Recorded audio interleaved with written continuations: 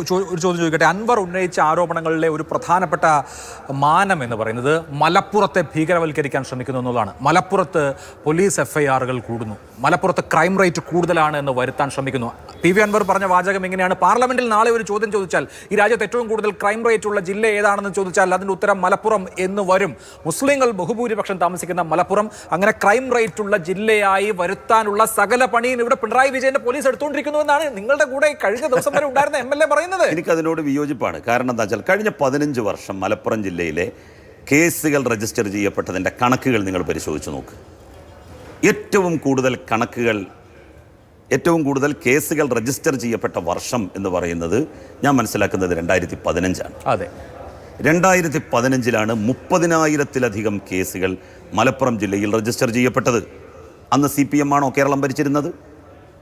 അന്ന് പിണറായി വിജയനാണോ കേരളത്തിൻ്റെ മുഖ്യമന്ത്രി? അല്ലല്ലോ. ചരിത്രത്തിൽ 30,000 കേസുകൾ മലപ്പുറം ജില്ലയിൽ ആദ്യമായിട്ടാണ് രജിസ്റ്റർ ചെയ്യപ്പെട്ടത്. അന്ന് മുസ്ലിം ലീഗ് ഭരണ പങ്കാളിത്തത്തിലുണ്ടായിരുന്നു. ഉമ്മൻചാണ്ടിയായിരുന്നു കേരളത്തിൻ്റെ മുഖ്യമന്ത്രി. നമ്മൾ വസ്തുതകൾ മറച്ചു വെച്ച് വ്യാജ പ്രചാരണമാണ്. അതായത് മലപ്പുറത്ത് ക്രൈം റേറ്റ് പെരുപ്പിച്ച് കാണിക്കുന്നു, അല്ലെങ്കിൽ മലപ്പുറം ക്രിമിനലുകളുടെ സ്ഥലമാണെന്ന് വരുത്താൻ പോലീസിൽ ഒരു വിഭാഗം ശ്രമിക്കുന്നുണ്ട് എന്ന വാദം തെറ്റാണ്. അങ്ങനെ ശ്രമിക്കുന്നുണ്ട് എന്നുള്ളത് ശരി തന്നെ. പക്ഷെ ഞാൻ പറയുന്നത് എന്നിട്ടും അവർക്ക് 2015 ഉമ്മൻചാണ്ടി സർക്കാരിൻ്റെ കാലത്ത് രജിസ്റ്റർ ചെയ്ത അത്രയും കേസുകളുടെ അടുത്തേക്ക് എത്താൻ വേണ്ടി പറ്റിയിട്ടില്ല. അതാണ് ഞാൻ പറഞ്ഞത്. എങ്കിൽ പോലും മലപ്പുറം ജില്ലയെ ടാർണിഷ് ചെയ്യാൻ വേണ്ടി സുജിത് ദാസിൻ്റെ നേതൃത്വത്തിൽ ചില ശ്രമങ്ങൾ ഉണ്ടായിട്ടുണ്ട്. അതിൻ്റെ ഭാഗമായിട്ടല്ലേ അദ്ദേഹത്തെ സസ്പെൻഡ് ചെയ്തത്? അദ്ദേഹത്തെ സസ്പെൻഡ് ചെയ്തത് ഒരു പക്ഷേ ആ ഓഡിയോ പുറത്തു വന്ന വലിയ എംബാരസിംഗ് ആയിട്ടുള്ള സിറ്റുവേഷനിലായിരിക്കും. നോക്കൂ, അൻവറിന്റെ പരാതികളിൽ നടപടി തുടങ്ങിയ സമയത്ത് വിക്കറ്റ് വീണു എന്ന് ആഘോഷിച്ച ആളാണ്. ഞാൻ ഇപ്പോഴും അങ്ങനെ തന്നെയാണ് പറഞ്ഞത്. അതിനുശേഷം പിന്നോട്ട് പോകേണ്ടി വന്നത് പിന്നോട്ട് പോയിട്ടില്ല, മുന്നോട്ടാണ് പോയിക്കൊണ്ടിരിക്കുന്നത്. സുജിത് ദാസിനെ മാറ്റിയതിലൂടെ മാത്രം ആ നടപടികൾ തീർന്നില്ല.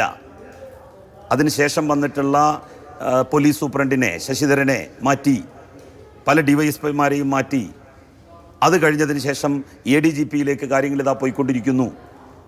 ADGP കുറ്റക്കാരനാണ് എന്ന് ബോധ്യമായി കഴിഞ്ഞാൽ അദ്ദേഹത്തെ സംരക്ഷിക്കേണ്ട യാതൊരു കാര്യവും സർക്കാരിനില്ല.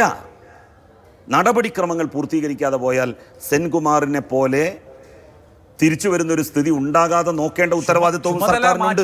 എന്ത് നടപടിക്രമമാണ്? ചുമതല മാറ്റിയാൽ മാത്രം പോരല്ലോ. അപ്പൊ എന്താണ് പറയാ? അപ്പൊ സാധാരണ എല്ലാ മാധ്യമങ്ങളും പറയൽ എന്താണ്? അദ്ദേഹത്തെ സംരക്ഷിക്കാൻ വേണ്ടി, ആത്യന്തികമായി അദ്ദേഹത്തെ സംരക്ഷിക്കാൻ വേണ്ടി, അദ്ദേഹത്തെ സസ്പെൻഡ് ചെയ്യാതിരിക്കാൻ വേണ്ടി, അദ്ദേഹത്തെ ചുമതലയിൽ നിന്ന് മാറ്റി തടിയൂരാനാണ് ഗവൺമെന്റിന്റെ ശ്രമം എന്നായിരിക്കും പറയുക. അത് വേണ്ട. അദ്ദേഹം തെറ്റുകാരനാണെങ്കിൽ പിഴുതെറിയണം. ആ നിലപാടിലേക്കാണ് സർക്കാർ പോകുന്നത്.